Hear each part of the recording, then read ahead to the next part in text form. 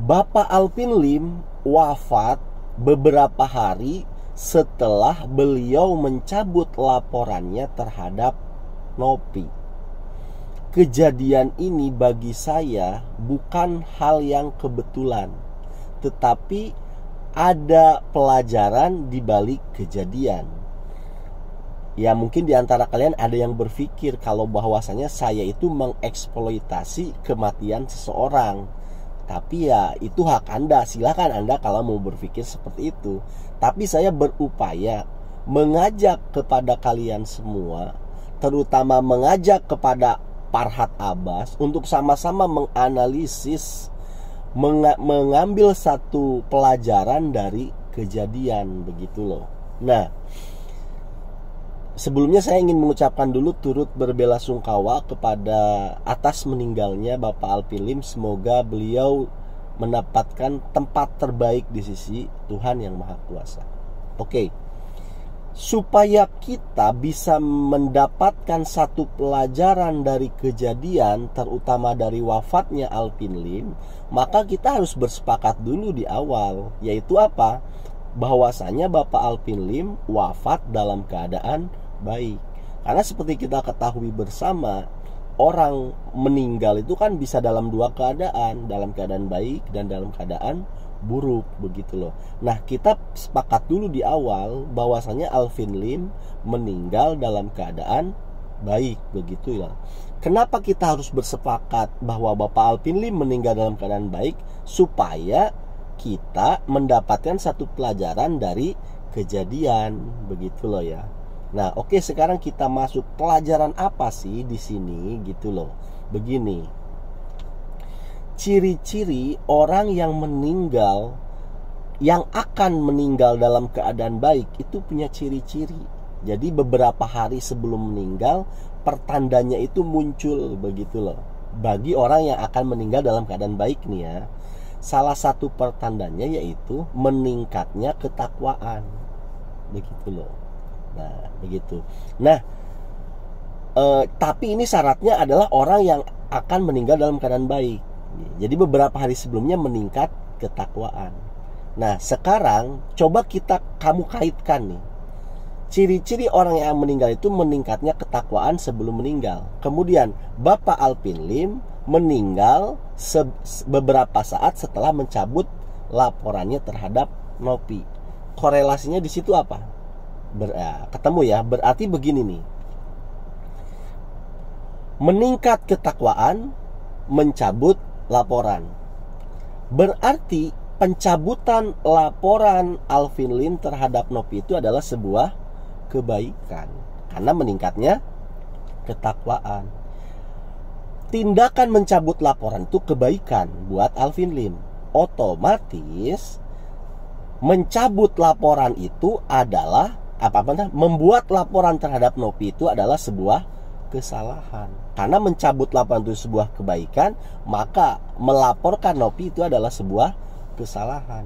Kita masuk lebih dalam lagi. Itu artinya kenapa melaporkan Nopi itu adalah sebuah kesalahan? Dikarenakan itu adalah sebuah kezoliman. Itu artinya Nopi ini bukan orang jahat. Ngapain harus dilaporin? Begitu kan cara berpikir sederhananya. Orang baik biasa-biasa aja kok harus dilaporin, ya kan begitu. Karena dengan melaporkan orang baik, orang biasa-biasa saja tidak berbuat salah apa-apa, itu sebuah kesalahan. Makanya laporannya pun dicabut. Dan ciri-ciri orang yang akan meninggal dalam keadaan baik itu adalah meningkatnya ketakwaan. Itu artinya bisa didefinisikan pencabutan laporan Alvin Lim terhadap Nopi adalah bentuk dari ketakwaan, dan itu adalah pertanda beliau akan meninggal dalam keadaan baik. Begitu loh ya. Sampai sini dipahami ya, begitu loh. Nah, ini pelajaran terutama untuk Farhad Abbas yang sekarang kok ngotot lagi, ngeyel lagi, begitu loh. Coba Anda perhatikan dari ini semua. Ini Tuhan sudah memberikan pesan loh kepada kita, bahkan lewat kematian sahabat Anda sendiri, Bapak Alvin Lim, begitu loh. Itu kalau mau berpikir tapi ya Anda Farhad, begitu loh. Apa sih, buat apa sih ribut-ribut, kan begitu. Itu pesannya itu ke sana kalau orang mau berpikir begitu loh. Yang saya heran lagi, siapa itu Bapak Riki Sitohang atau siapa itu yang mantan Kapolda NTT kemarin jadi ketua pengacara yayasannya Novi. Lah, sekarang dia mengundurkan diri dengan memberikan statement bla bla bla bla bla begitu loh. Ya, kamu bisa tonton lah ya, banyak bertebaran tuh videonya. Ini bagi saya, Bapak Riki Sitohang ini justru memperkeruh masalah. Bapak ini sok bijak aja sih menurut saya, akan menyelesaikan begini-begini dari awal. Saya akan membuat kasus ini adil, selesai gitu loh. Tapi Bapak sekarang malah memihak. Aneh, maksudnya itu udah ketika Bapak kemarin menjadi pengacara yayasan Novi, Bapak keluar. Kalau Bapak keluar diem-diem aja, nggak usah ngebacot, nggak usah nyerocos nih, ya selesai gitu loh. Lah ini Bapak sambil ngomong sih, ya kan, keluar dari yayasan Novi sambil ngomong sana sini. Nah ini sebenarnya makin memperkeruh suasana, Pak. Bapak tahu nggak sih nih, solusi yang ditawarkan oleh Denny Sumargo itu sudah luar biasa menurut saya. Menurut saya ini luar biasa menguntungkan Agus. Biasanya orang kalau punya solusi itu kan berimbang. Untuk Novi, untuk Agus itu berimbang.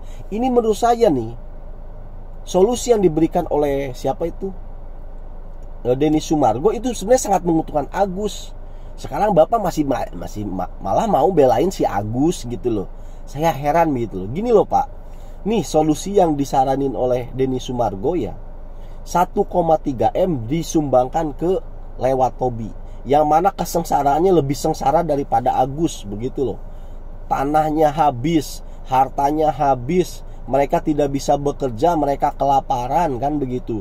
Yang mereka juga mohon maaf cacat begitu loh, karena terkena letusan gunung itu begitu loh. Itu lebih berkali-kali lipat lebih daripada Agus.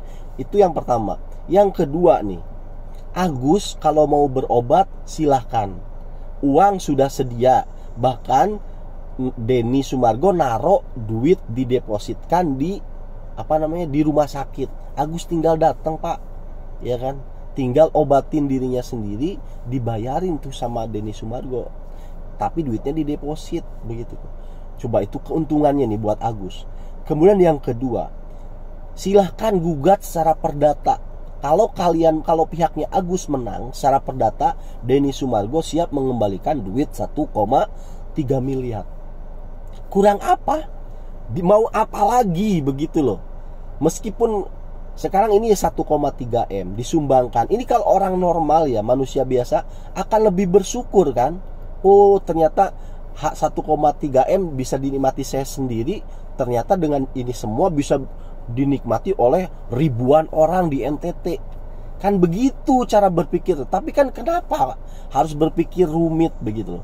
Toh saya bisa juga berobat, dibiayain oleh Denny. Toh saya juga masih punya kesempatan mendapatkan 1,3 M lewat jalur hukum. Begitu loh. Bapak Riki Sitohang memahami sampai ke sana apa enggak? Saya tuh heran nih Bapak Riki ini ya. Coba itu solusi menurut saya tuh menguntungkan banget Pak buat Agus. Apa Bapak memang mau mengejar juga ke situ? Jadi kemarin-kemarin yang seakan-akan bijak kan lucu jadinya Pak, begitu loh. Saya heran begitu. Maunya duit itu dikasihkan ke Agus semula itu. Bapak nggak berpikir para donaturnya apa bagaimana begitu, perasaan para donaturnya begitu loh. Ya Bapak mah enak, Bapak nggak punya yayasan ya kan, Bapak bukan donaturnya. Lah sekarang yang punya yayasan nih kayak Novi ya kan, mereka tuh harus mempertanggungjawabkan Pak begitu loh. Itu duit dari donatur, kemudian donaturnya nggak suka kalau itu diberikan pada Agus, kemudian dikasihkan ke Agus begitu aja. Yang rusak siapa Pak? Ya kan yang rusak nama baik Novi, nama baik yayasan Pak begitu loh. Emang mudah membangun nama baik? Kan susah Pak, bertahun-tahun. Dihancurkan dengan begitu aja begitu loh.